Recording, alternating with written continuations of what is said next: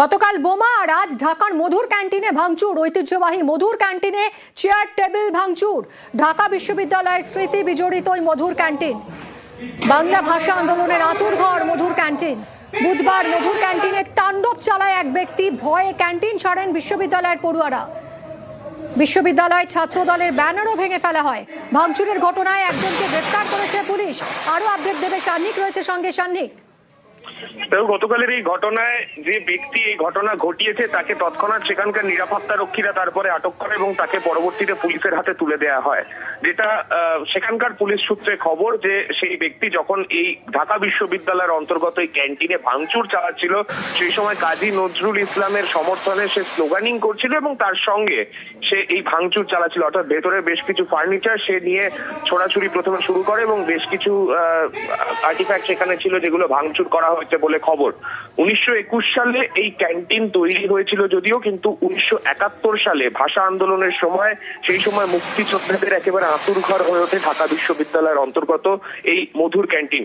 যার নামে এই মধুর ক্যান্টিন, সেই মধুসূদন দেকে সেই সময় 1971 সালে মুক্তিযুদ্ধের সময় তাকে ওই অঞ্চলেই কিন্তু হত্যা করা হয়েছিল এবং সেই ঘটনার পর থেকে এই 1971 সালের পর থেকে এই মধুর ক্যান্টিন কিন্তু মুক্তিযুদ্ধের ইতিহাসের সঙ্গে একেবারে ওতপ্রোতভাবে জড়িয়ে রয়েছে। সেই মুক্তিযুদ্ধের স্মৃতি বিজড়িত একটি জায়গা, সেই জায়গায় এই রকম ভাবে ভাঙচুরের ঘটনা স্বাভাবিকভাবেই বাংলাদেশের যে আইন শৃঙ্খলা পরিস্থিতি যা বর্তমানে কার্যত তলানিতে এসে ঠেকেছে, সেই পরিস্থিতিকে কিন্তু আরো একবার বিশ্বের সামনে তুলে আনলো। মিমি, সঙ্গে থাকো সান্নিক।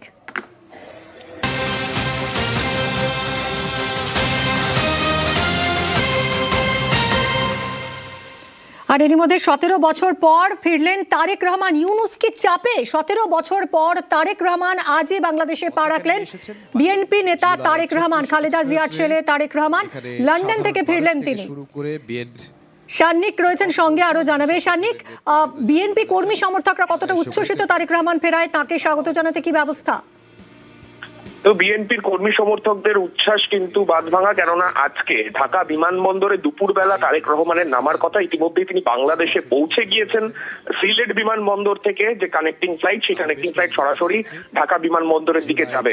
দুপুরবেলা যখন তারেক রহমান ঢাকা বিমানবন্দরে নামবেন, তারপরেই বিএনপির কর্মী সমর্থকরা বিমানবন্দরের বাইরে তাকে স্বাগত জানার জন্য একটি কর্মসূচির আয়োজন তারা রেখেছেন সেখান থেকেই সেই কর্মসূচির পরে কিন্তু তারেক রহমানের সোজাসুজি ঢাকার হাসপাতালে, সেখানে খালেদা জিয়া যেখানে ভর্তি রয়েছেন সেখানে তাকে দেখতে যাওয়ার কথা রয়েছে।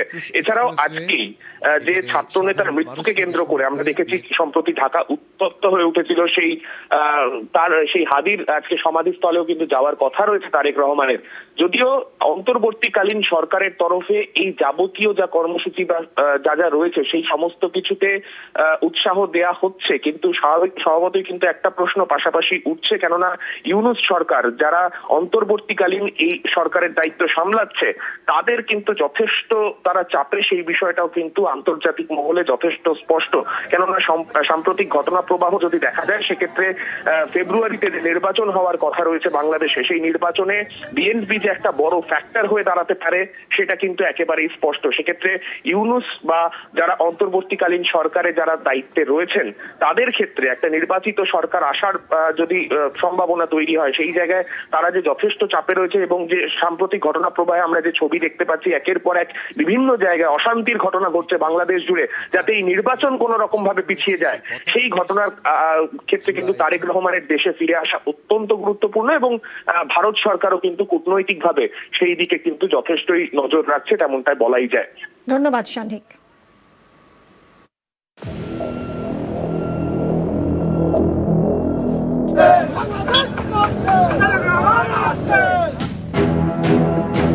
ওসমান হাদি হত্যায় অভিযোগের আঙুল উঠেছে বাংলাদেশের অন্তর্বর্তীকালীন সরকারের প্রধান উপদেষ্টা মোহাম্মদ ইউনূসের দিকে।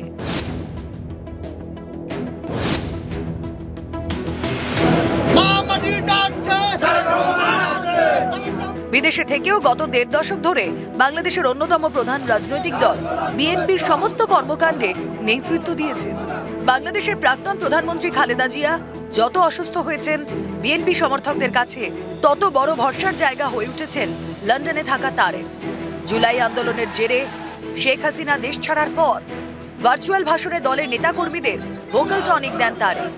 তখন থেকেই জল্পনা ছিল যে কোনো দিন দেশে ফিরবেন তিনি। এরই মধ্যে ভোট ঘোষণা। আওয়ামী লীগকে নিষিদ্ধ করেছে ইউনূসের প্রশাসন। ফলে ফেব্রুয়ারির সাধারণ নির্বাচনে নেই শেখ হাসিনার দল। এমন পরিস্থিতিতে ভোট হলে বিএনপির ক্ষমতা দখলের সম্ভাবনা প্রবল। তারেকের প্রত্যাবর্তন উজ্জীবিত করবে বিএনপি কর্মী সমর্থকদের। ১.৫ দশকের বেশি সময় ক্ষমতার বাইরে বিএনপি। তারেকের নেতৃত্বে ফের ঢাকার সিংহাসনে বসতে মরিয়া লড়াই চালাবেন খালেদার অনুগামীরা। এই পরিস্থিতিতে তারেকের সঙ্গে সহযোগিতার পথে হাঁটা ছাড়া কোনো উপায় নেই ইউনূসের কাছে। খুব বেশি হলে রাষ্ট্রপতির পদ পেতে পারেন তিনি, এর বেশি কিছু নয়। তারেক রহমান যখন আসছেন, এটা তো বড় থ্রেট, কারণ বিএনপি জিতে যাবে এই মুহূর্তে ইলেকশন হলে। যদি আওয়ামী লীগের বহু সমর্থক সেখানে আছে, তাদের তো জোর করে মুখ খুলতে দেওয়া হচ্ছে না, কিন্তু একই সঙ্গে বিএনপি যদি আসে, বিএনপি জিতবে। সেটা তো এই যে প্রধান ওখানে বসে আছে ইউনূস, তিনি তো চাইবেন না। তিনি চাইবেন কোনোভাবে ক্ষমতা দখল করে থাকেন। সবকিছু ঠিক থাকলে বগুড়া থেকেই প্রার্থী হবেন খালেদা পুত্র। 2008 সালে দেশ ছেড়েছিলেন তারেক রহমান। সেনার হাতে ক্ষমতা থাকাকালীন প্রায় 18 মাস জেলে থাকতে হয় তাঁকে। জেল থেকে ছাড়া পেয়েই ব্রিটেনে চলে যান তারেক। তারপর থেকেই বাংলাদেশে হাসিনা রাজ। এখন প্রশ্ন হলো, তারেকের এই ঘরে ফেরাকে নয়াদিল্লি কিভাবে দেখছে? শেখ হাসিনার সঙ্গে দিল্লির সম্পর্ক বরাবরই খুব ভালো। উল্টো দিকে বিএনপি নেত্রী খালেদা জিয়া 3 দফায় বাংলাদেশের প্রধানমন্ত্রীর কুর্সিতে বসেছেন।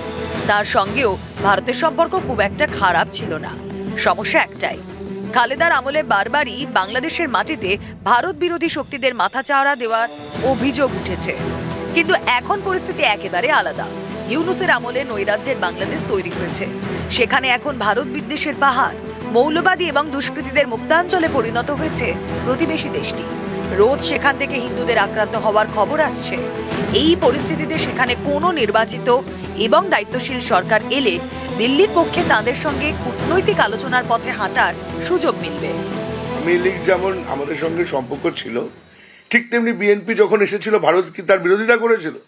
বিএনপি তো দীর্ঘদিন ভারতবর্ষের সঙ্গে তারা সম্পর্কে ছিল এবং বায়োলেটারাল এগ্রিমেন্ট ছিল। তখন তো অন্য কোনো সমস্যা সাময়িকভাবে দেখা দিলেও সেখানে তো তেমন কোনো সমস্যা হয়নি যে দুই দেশের সম্পর্ক তলানিতে এসে ঠেকেছে। নিউজ 18 বাংলা।